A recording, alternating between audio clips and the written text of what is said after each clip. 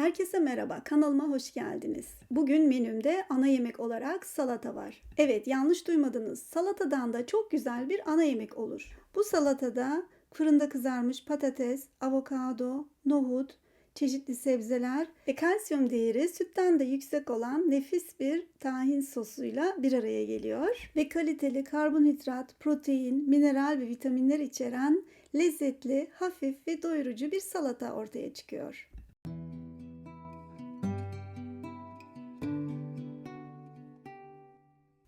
İlk önce patateslerimizle başlıyoruz. Ben ince kabuklu patates ve küçük patates kullandığım için kabuklarını soymuyorum ve sadece yarıya bölüyorum. Ve çok güzel yıkadım daha önce. Ama siz tabii ki kabukları soyabilirsiniz ve daha büyük patatesiniz varsa yuvarlak dilimlere de kesebilirsiniz. Bu işlemi yaparken fırınımı 200 dereceye ayarladım ve ısıtıyorum. Şimdi bütün patatesleri kestikten sonra üzerine zeytinyağı gezdiriyoruz.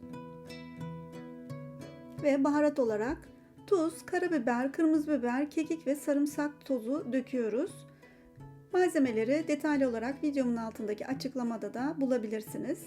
Ve şimdi bütün yağı ve baharatlarıyla karıştırıyoruz patatesleri.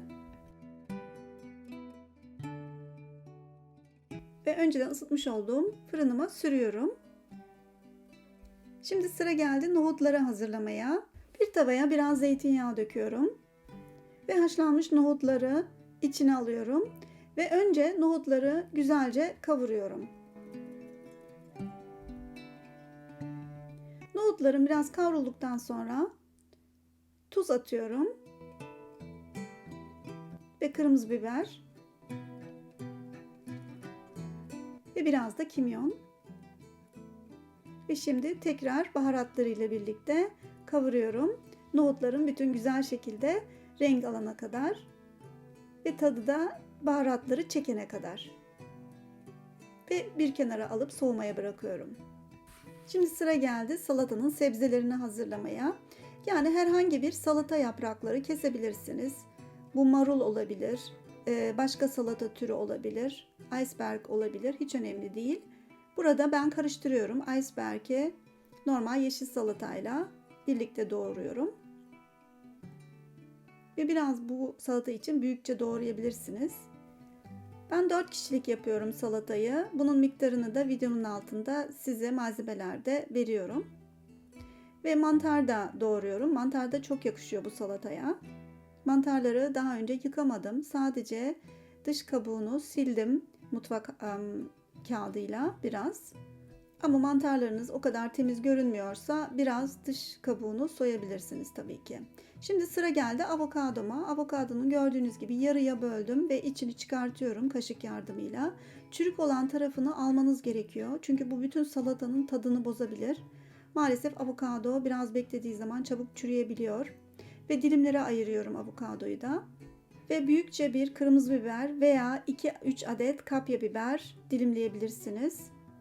Ben büyük kırmızı biber aldım ve bunları küçük küçük parçalara ayırıyorum. Çok küçük kesmeyeceksiniz dediğim gibi bu salata için. Ve kırmızı soğan da çok yakışıyor. Kırmızı soğanlarımı da piyazlık doğruyorum.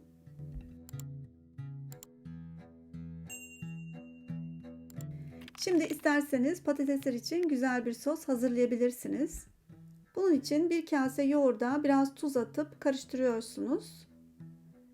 Ve ben burada frenk soğanı doğradım ama siz taze sarımsak veya yeşil soğan da doğrayabilirsiniz içine. Ve biraz da karabiber atıp karıştırıp çok güzel bir patates sosu ortaya çıkabiliyor.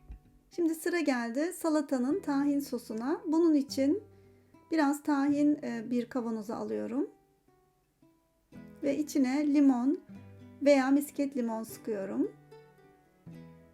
Ve biraz tuz. Bir kavanozun kapağını kapatıp çalkalıyorum. Ve tekrar açıp biraz yoğurt ekliyorum. Ve biraz da su. Ve bal. İsteyen biraz da buna sarımsak tozu veya rendelenmiş sarımsak da ekleyebilir. Ve tadına bakıyorum. Evet, patateslerim oldu. Fırından çıkarıyorum. Nefis oldular. Ve şimdi tabağıma hazırlıyorum. Bunu size göstereyim nasıl hazırlıyorum. Bu salata tabağını 4 kişilik. Herkese böyle bir tabak yapıyorum. Önce salata yaprakları, sonra soğan ve daha sonra biberleri böyle üstüne atıyorum. Ve daha sonra da mantarları ve avokadoları. Avokado şart değil ama bence çok güzel uyuyor. Ve üzerine tahin sosunu gezdiriyorum. Bu tahin sosu salataya çok güzel lezzet veriyor ve çok da doyuruyor insanı. Ve üzerine kavrulmuş olan nohutları gezdiriyorum. Ve fırında kızartmış olduğum patatesleri yanlarına diziyorum. Ve sosunu da bir kenarına tabağın koyabilirsiniz, patateslerin sosu. Ve böylelikle besleyici nefis salatamız bitmiştir. Ben arada haftada bir kere muhakkak böyle salatayı ana yemek olarak yapıyorum ve bu da güzel bir alternatif sıkça yaptığımız ve özellikle inanın bana patatesler çok lezzetli oluyor. Aynı bu şekilde yaparsanız hem az yağlı, az kalorili hem mide dostu, sağlıklı patatesler ortaya çıktı böyle. Ve bu salatanın yanına ekmeğe hiç gerek yok bence. Bütün güzel karbonhidrat değerlerini zaten patatesten ve nohuttan da alabiliriz. Doyurur mu diye sormayın. Kesinlikle çok doyuruyor. Eğer doymam diye korkuyorsanız bolca yapın bu salatadan ve ikinci tabak daha alın. Ekmek yememeye çalışın. Ama çok illa ben ekmek yemeden salata yiyemem diyorsanız ekmek, belki esmer bir ekmeği güzel bir şekilde kızartıp yanına yiyin çok hafif bir şekilde. Evet, umarım tarifim hoşunuza gider ve denersiniz. Ve bana da yazmayı sakın unutmayın. Bu tarif hakkında ne düşündüğünüzü çok merak ediyorum. Ve bir dahaki videomda görüşmek üzere. Hoşça kalın.